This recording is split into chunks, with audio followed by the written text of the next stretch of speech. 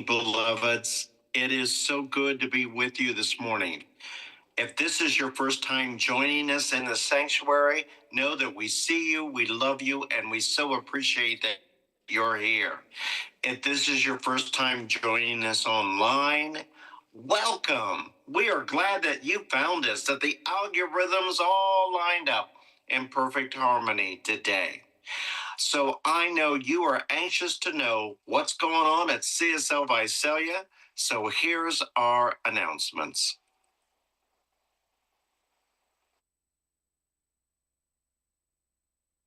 Okay, I turned it on.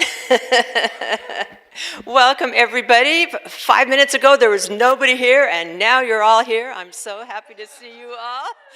I mean, there was nobody here. So let's go to our announcements. Whoops, that's not the first one, is it? It is? Well, what happened to the one? Okay.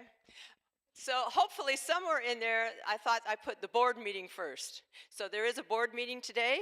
Any of you who want to come and hear where we are on everything we're doing, please stay, and you're welcome to stay and listen and see what's going on. Okay, so baby contest. We have 5 babies, two dog babies together. And today, Emmy, who is Sima and Daniel's orange tabby, is bringing us a salad bar. So she'll have it out after service. And this is our great fundraising we do every summer. And whichever baby, and you see we have cats, dogs, and a real live human baby, whichever one raises the most money through August will be our mascot for the rest of the year. So start putting your money in the one you want to win. This is a contest, remember. And I think Eliana is going to be with us maybe sometime soon. Yeah, great, because she's supposed to be a spark plug. And we'll go to the next one to say what other kitties Peanut Butter is doing. So Donna, you want to come up and talk about summer karaoke? Oh my gosh, these are not the right slides. Okay, Donna, you talk about it. I don't know, looks like the right slide to me, I'm happy.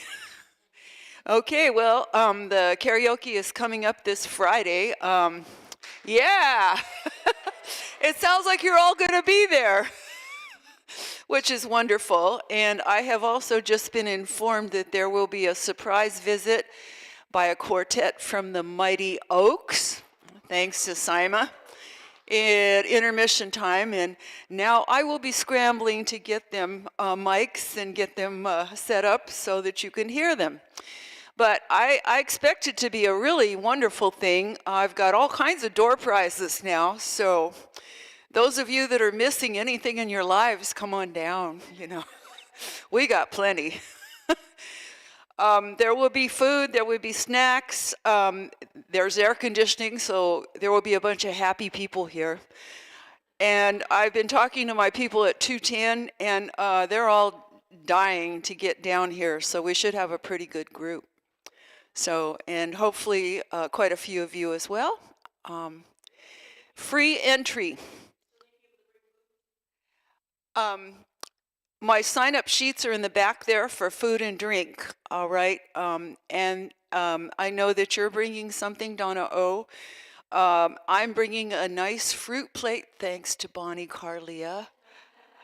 Probably the biggest fruit plate you've ever seen. Because that woman has bucks, okay? Anyway, there will be a charge for those, but it's not a big fee, and I think you guys will really enjoy yourselves, so come on down. All right. Thank you, Donna. So Donna is the karaoke queen, she and Dave, and this should be great, lots of great fun. And now we're on to the next slide, obviously. So fundraising. Has anybody else put anything on Facebook to sell anything? Or has anybody heard if any of your stuff is sold? Big no.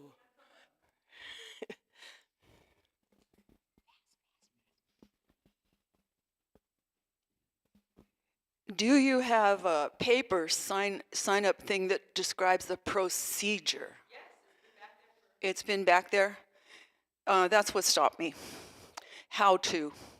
The how-to is on the back table, and several people have put stuff on. I've put stuff on, but I guess we're not getting to the right things yet. But I'm hoping that you'll other find things. Let's go back to the slide, please. Like jewelry, like your old silver. I still have my mother's silverware, and I think maybe I'll put it on. It's in a beautiful chest, but would anybody want it? I don't know. Anyway, we were hoping was going to be a way to make some money for the center, and so far it's not working, but that doesn't mean we won't find the right thing to put on. So think about what you might have in your house you don't want anymore that you put on it. It's very simple. Bev's daughter-in-law is doing it for us, so you have to do is send her a picture and the information, and she'll do it for us. So the information is on the back table. Okay, my summer to pivot summer school, Reverend Jack's summer school, started Wednesday. I was out of town. Did anybody go? Okay, so I think it's going to be interesting. I'm really interested in this discussion of declaration of principles. So it's every Wednesday for 4 more Wednesdays. It's on Zoom. It's just on our regular site. Just go to our website and then click on Let's Talk Science of Mind, and it'll be there. So I hope some people will listen to it and see what it's like. We'll hear what some of the other people from other centers are thinking as well, because it's going to be joined in by several people. So we've got 4 more times to listen to it. Art show. This is our members and friends art show. This year is going to be all about Americana, and I know that some of you are working on pieces. I just want to keep reminding you that we're going to need it by the end of October.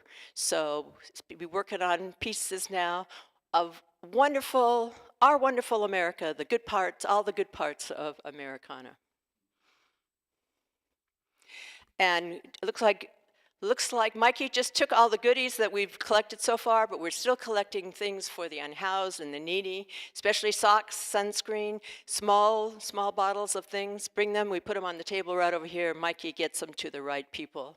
And one more. So prayer box. If you want to put a prayer request in, we have our practitioners in training, almost practitioners, who are doing our prayers for anybody who wants one. You can put it here, right here in the prayer box, right here on the side, or it's also online. So that's good for today. I'll give it back to Saima.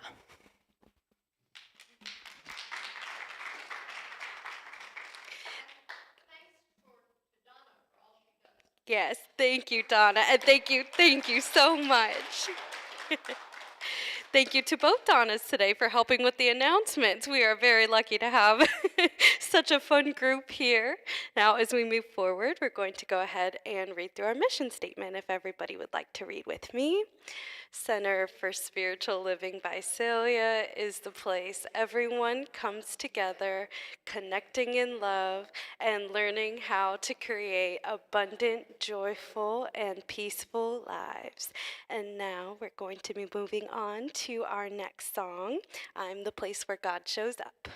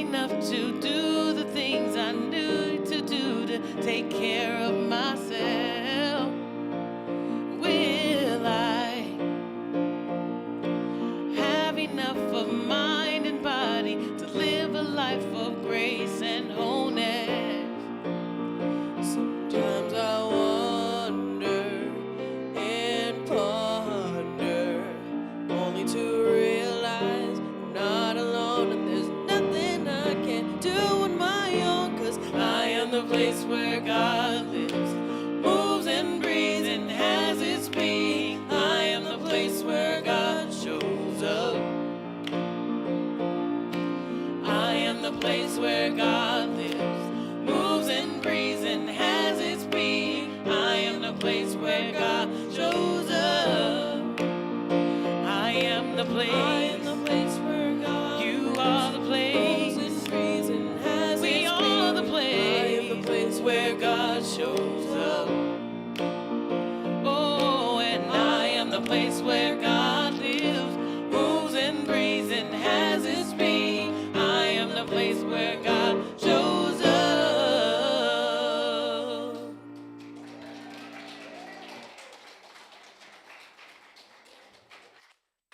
Thank you so much, Kevin, Hope, and Dawn. Always a treat. And now, as we sit in those good feelings, we're going to go ahead and move forward to our What We Believe statement. Our Signs of Mind has 13. Each week, we look into one that kind of goes with the theme of the day. So today's, if everybody would like to read with me, we believe the ultimate goal of life to be a complete emancipation from all discord of every nature, and that this goal is sure to be attained by all. Wow, thank you so much. Now today, I also have the honor of presenting our diversity and inclusivity portion of today's service, so we will be moving on to that. In doing research for the DEI July topics, one that touched my heart was Disability Pride Month. More than 1 in 4 adults, which is over 70 million people, have a disability. Disability Pride Month is observed every July to celebrate disability identity and community, and to mark the anniversary of the Americans with Disability Act, the ADA, which was signed July 26 in 1990, and push for full inclusion in everyday life. True inclusion means creating environments where everyone has equal opportunities to participate, contribute, and belong. Sometimes that means removing physical barriers, offering a helping hand when given the opportunity, and other times it means challenging assumptions, using respectful language, or simply taking the time to listen. As we know, disabilities can be visible or invisible, present from birth or acquired later in life. This can bring up complicated emotion and challenges for our disabled community. So as we walk through this life rooted in kindness, as we do, let this month and this moment act as a conscious reminder to help or greet a fellow stranger within boundaries, as we never truly know what battles people are fighting. I encourage each of us to learn more, advocate for accessibility when called to, and celebrate the unique strengths and talents that people with disabilities bring to our world. With that, I'd like to present a quote by the Dalai Lama. "Compassion is the radicalism of our time." Thank you.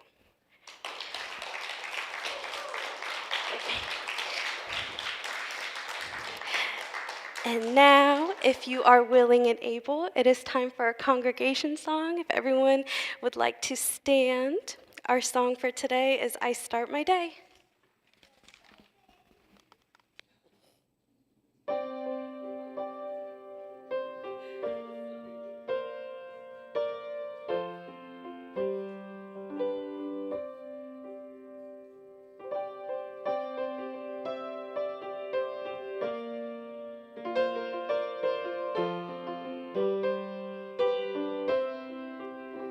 I start my day with love when I start my day.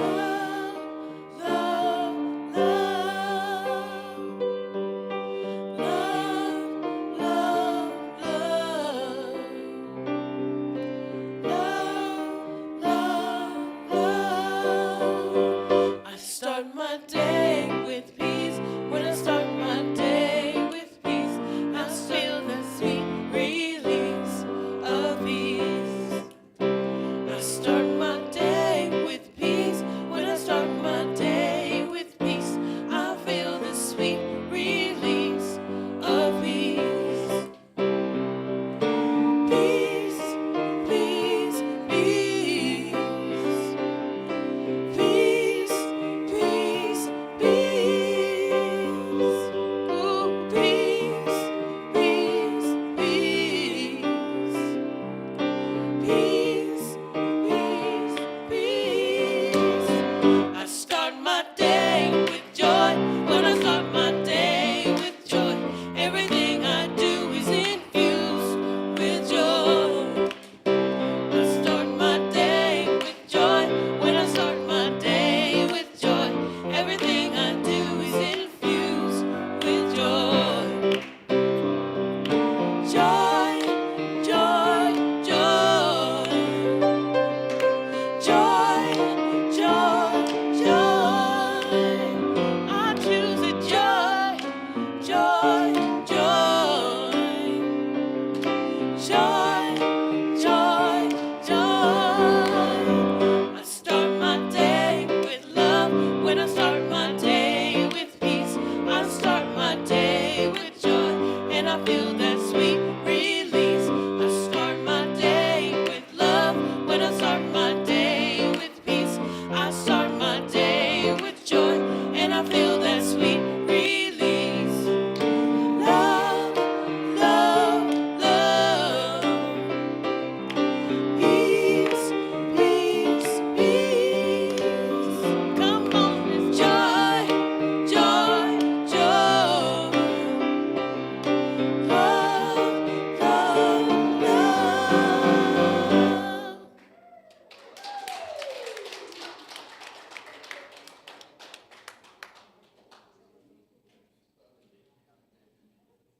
Good morning. I often heard a phrase when I was an adolescent, and most especially around the time that I was 10 years old or so. And the phrase was hearing another adult say, "Well, I was shocked, but I wasn't surprised." I was shocked, but I wasn't surprised. At that time, one of the things that they most often would say that around was the assassination of John F. Kennedy, our president. And they would make the comment that they were shocked that it happened, but also simultaneously not surprised that it happened. And I was confused by that as a child. To me, shocked and surprised were one and the same, and I really didn't, I didn't get the nuance of it. But as I got older and kind of became an adult, I became aware of that nuance.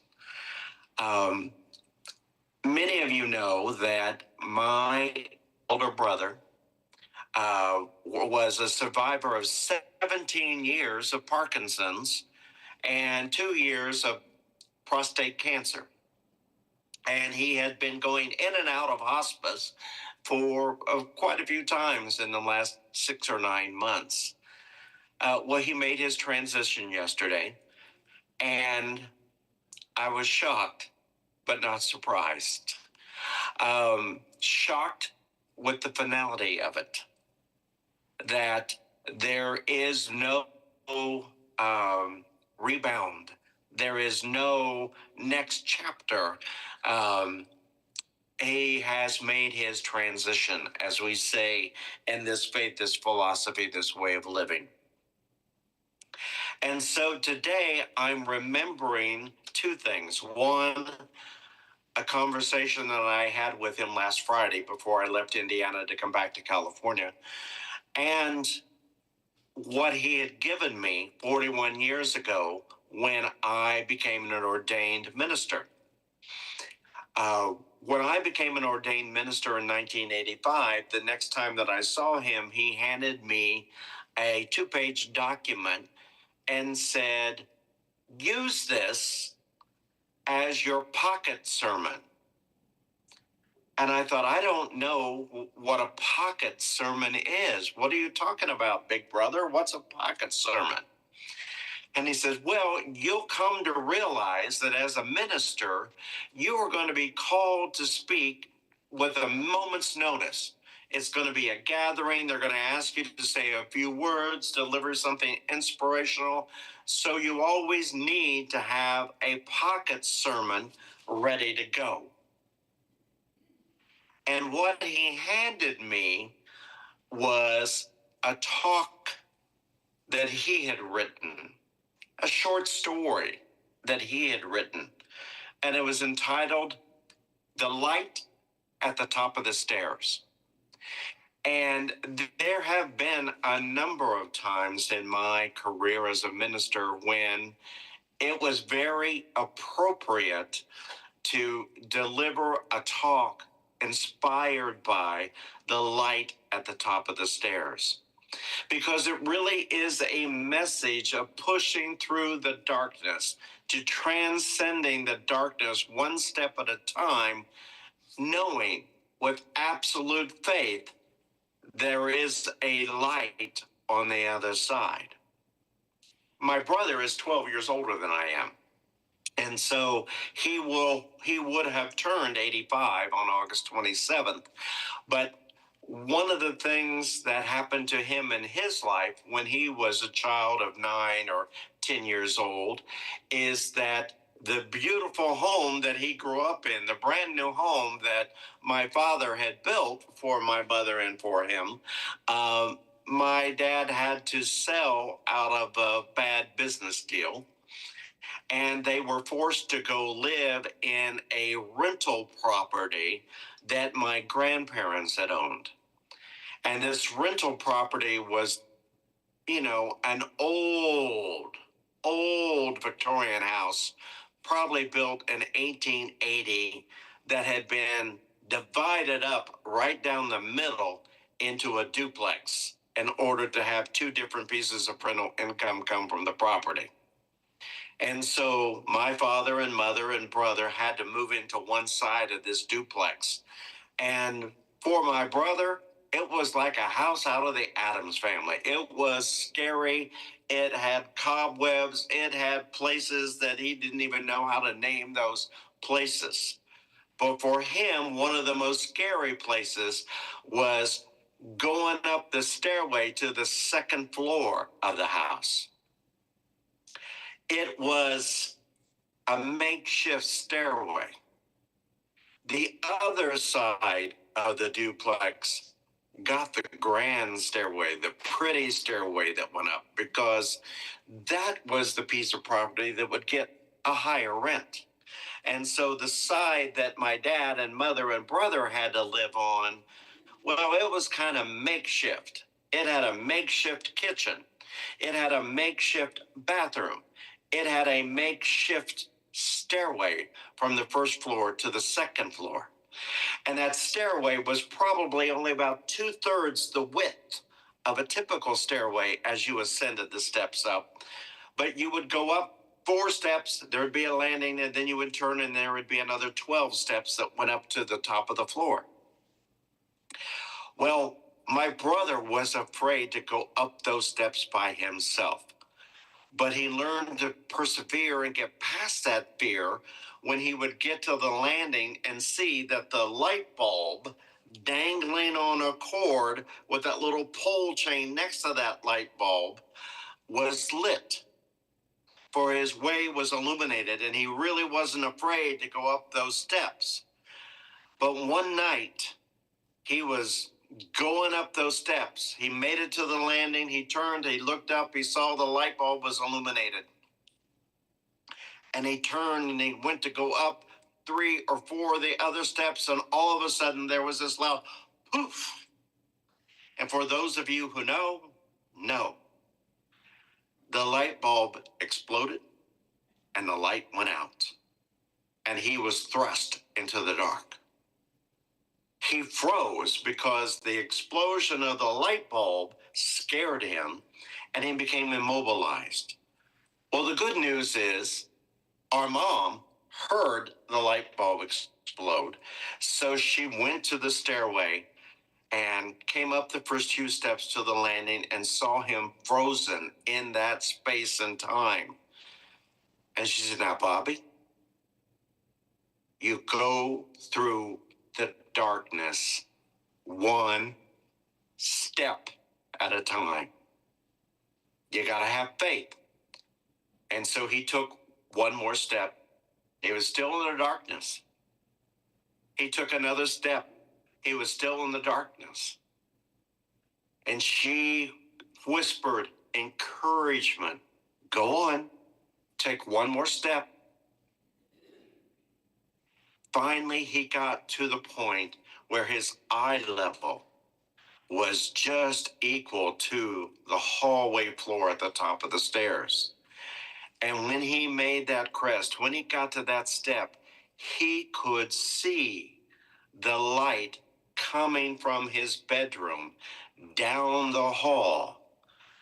And suddenly he realized that what she was saying, that if you just push through the darkness, you will get to the light. And so he scampered up those steps and went right into his room. And it was a lesson of pushing through the fear one step at a time in life. And so I reminded him of that story last Friday when I got to spend time with him. And then he asked me a question. How do we know that there's something more? How do we know that all of this wasn't, if there's not something more, then why did even any of this ever happen?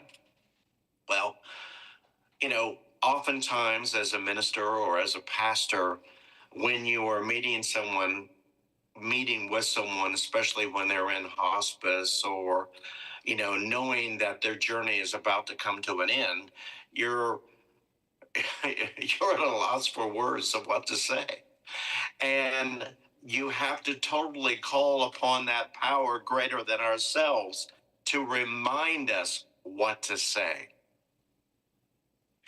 And then I remembered another story that, again, our mother was the inspiration for him. And I said, well, let me tell you this story. I said, as you know, our mom had a tough life. She made her transition not having figured it out. She never understood why she was abused by her father. She never understood why her mother died when she was 12 years old. She never understood how our father could love her and be with her for nearly 23 years and then one day go down, get in the car, and never come back. She didn't understand how her life got to be the way that it is. And so she put on a good front. She did everything that she thought she could, but she kept thinking that the answer would be revealed to her next year, next month, next week, at the next sermon, at the next conversation with a friend. She kept thinking, this will all make sense, but right now I'm pushing through. I'm going ahead anyway. I'm still standing. I'm still here. I have 2 boys to care for. I'm going to do what I need to do. But my brother and I were both very much aware that she got to the end of her life, and I don't think she ever got the answer that she was looking for. So after she made her transition, I was very aware of the fact that I needed to know that she was all right on the other side. That she was finally at some place of peace, finally at some place where maybe, who knows, after we make our transition, is there a giant class where we all come together and a spiritual teacher is saying to us, okay, what did you learn this lifetime? What did you discover? What was it all about? Maybe I would get some assurance that she was in that place and she was okay.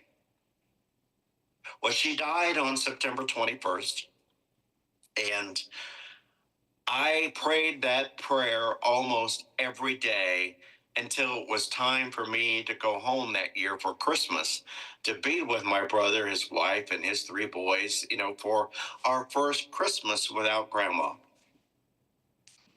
And then one night, right before I was to go to Indiana, I had a dream. And in this dream, I was, for those who know, up in Marin County, and I was walking along this trail, this pathway, and on my right was the Pacific Ocean.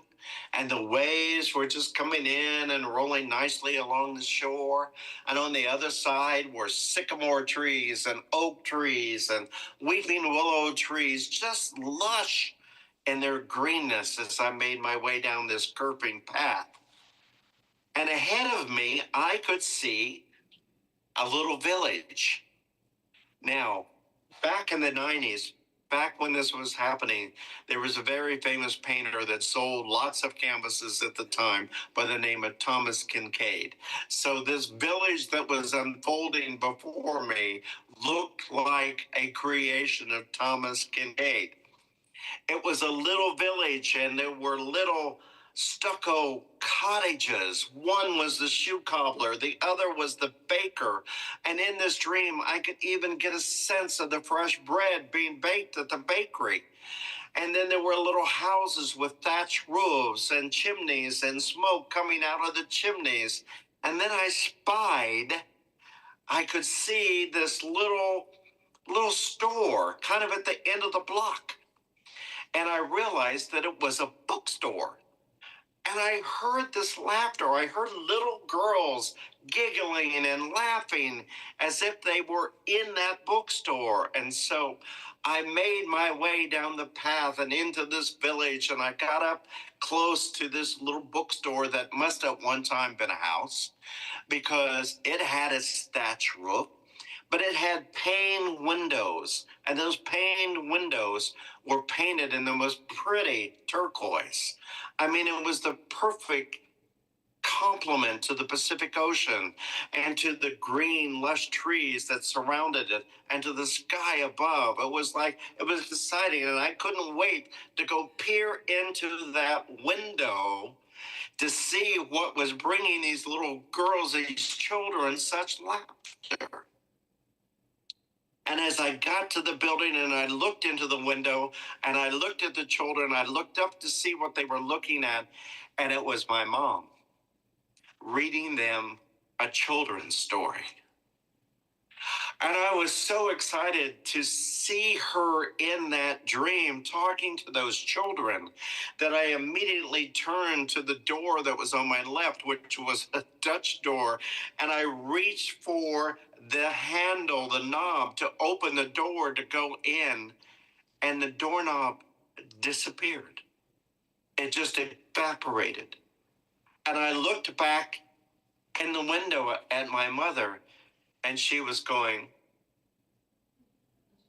which was, "Don't do that, Jack Raymond." And I immediately knew her mission was to let me know that she was okay. And so I awakened that morning, and the tears just came down my cheeks in gratitude, in absolute gratitude that I received that dream to know that she was okay. But I was keeping that kind of to myself. I wasn't necessarily sharing that with anyone at the time because, well, this science of mind philosophy, this new age thinking was a little bit woo-woo. And I just knew that if I told anybody about that, I had this thought they were going to tell me that's some kind of woo-woo going on there. So I was kind of holding it deep, holding it inside, but still being in gratitude and appreciation for the revelation that came to me. So I fly to Indiana. I meet my brother and his family, and he suggests that we start a new tradition, that let's go out to dinner on New Year's Eve, or Christmas Eve rather, and do something different. He said there's this wonderful Mexican restaurant in Nashville, Indiana, which, if you know Indiana, Nashville, Indiana is in a county known as Brown County, and it's rich with covered bridges and the turning of the leaves. And, for most of the fall, you couldn't get in there if you needed to. But by the time that Christmas came along, the locals could start going back. And so we were off to a new adventure, and we go to this restaurant and we walk in, and I could tell that this restaurant at some point in its incarnation had been a house. A very nice house, but it had been a house. And what had been the living room and the formal dining room were truly the dining room of this restaurant. So we go and we have a seat at our foretop, and I'm in my chair and I'm looking around, and across from me is this beautiful fireplace with the fire burning because it's Christmas Eve. And above the mantle is a little Christmas bough with the red ribbons, just enough to be tasteful, but not gaudy, kind of thing.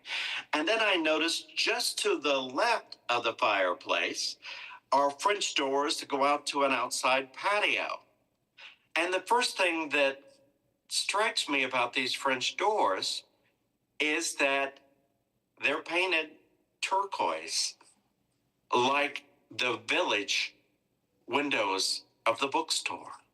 And I realized that those windows were panes of windows, just like the bookstore. And then my eye went to the canvas above the fireplace. And it was a aerial shot of a little village along the Pacific Ocean with the sycamore trees and the oak trees and the weeping willows on the side of the path. And just ahead were little cottages with thatched roofs and chimneys with smoke coming out of the chimneys. And you could see the little swinging sign of the shoe cobbler and the baker and the bookstore. And I knew, because I saw that I was called to tell the story of there is indeed something on the other side. And what I also know now, that just as my mom whispered to my brother on those stair steps, step through the darkness, keep going, you will find the light, that she so offered that same words of encouragement to him yesterday as he moved up the stairway one more time, looking for the light. So thank you for letting me share these stories today, for I am in absolute gratitude for the life that I have shared with my brother. And I get to tell someone the story of two remarkable people who always taught me that fear was something that could be moved through, gone around, or risen above. Because there is indeed a power greater than ourselves that we can tap into, that there is a purpose to this life that we are living. There is a reason for each of us to give our gifts, to be our authentic selves, even if it scares us to do that. So thank you. I love you. I appreciate you, and I appreciate your indulgence for allowing me to tell these stories one more time. So now, some more music.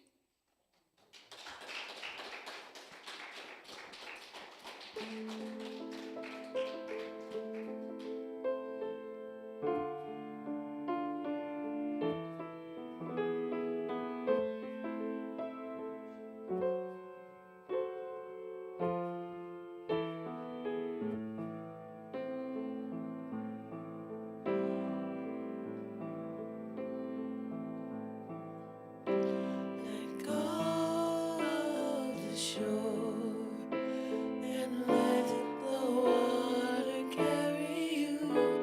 Let go of the shore, float into the mystery. Let go of the shore and let the water carry you. Let go of the shore, float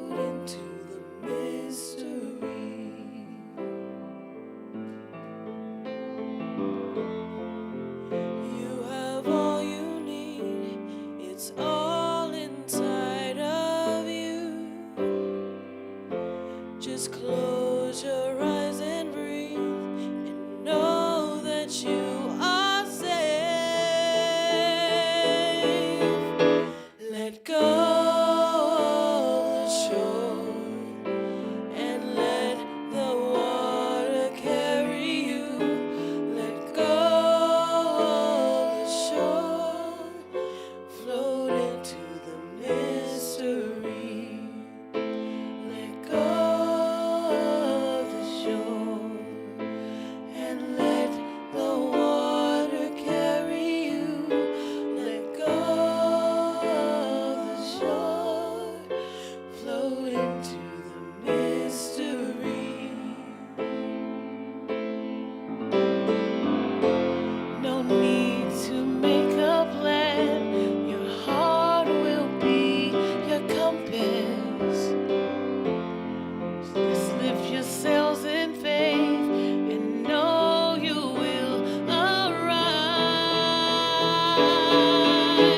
Let go of the shore and let the water carry you. Let go of the shore, float into the mystery. Let go of the shore and let the water carry you. Let go of the shore, float into the mystery.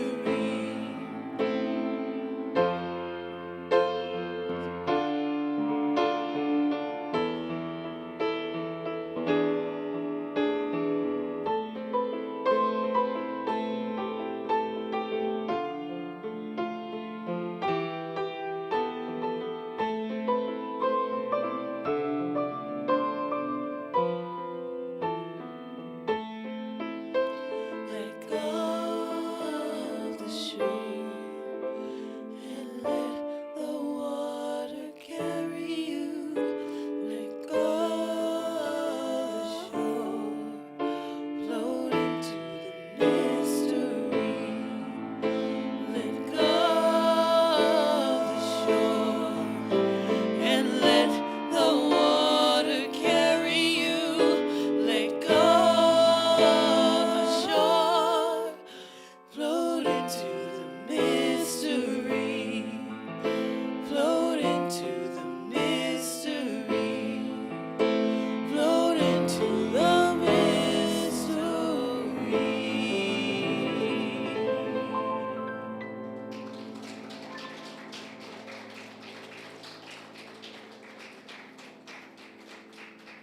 Beautiful.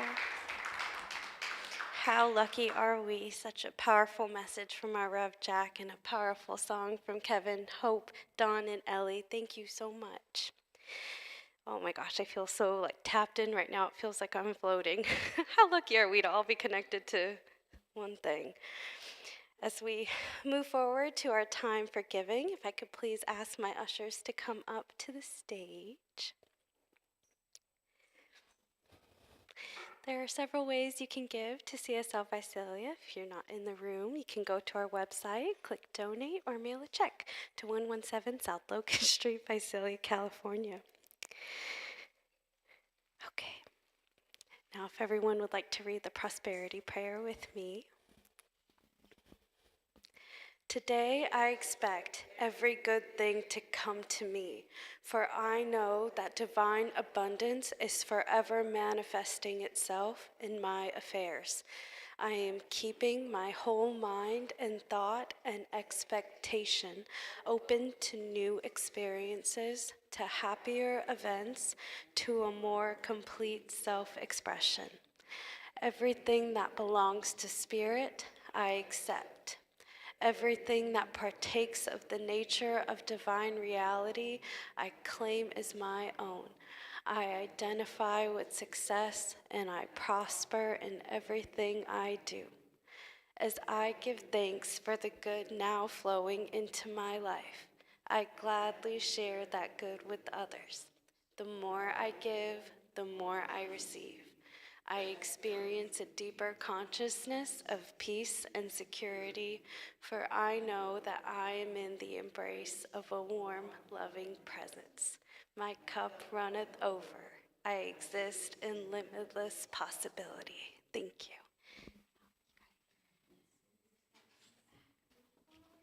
And as everyone gives their gifts, if they would like to come join me in the front for a peace circle and we can bless our gifts together. Thank you.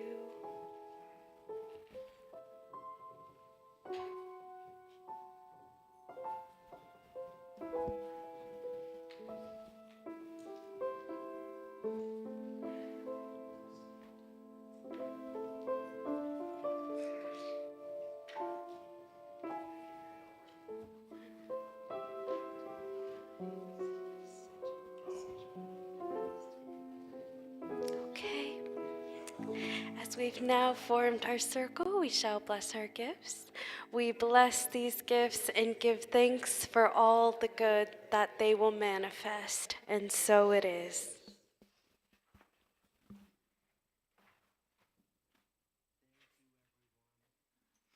Oh, there is a leadership council meeting today. I hope you will make a point to be a part of it, to get there, to let your authentic voice be heard. And I hope you take the time today to look at another human being and thank them for being in your life. They're not there by accident. Everyone that you encounter is there by divine design. And it is a reminder that we are all called to be our creative self, to express our genius in whatever is true for each and every one of us. We each have something to give to make this world a world that works for all. The Centers for Spiritual Living have the audacity to pray a prayer that says that we can create that world that works for all. It's just right there, waiting for us to say yes to it. But we simultaneously know that in order for that to happen, to know peace out there, we must know peace in here.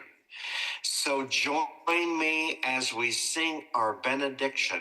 Let there be peace on earth, knowing it begins with me.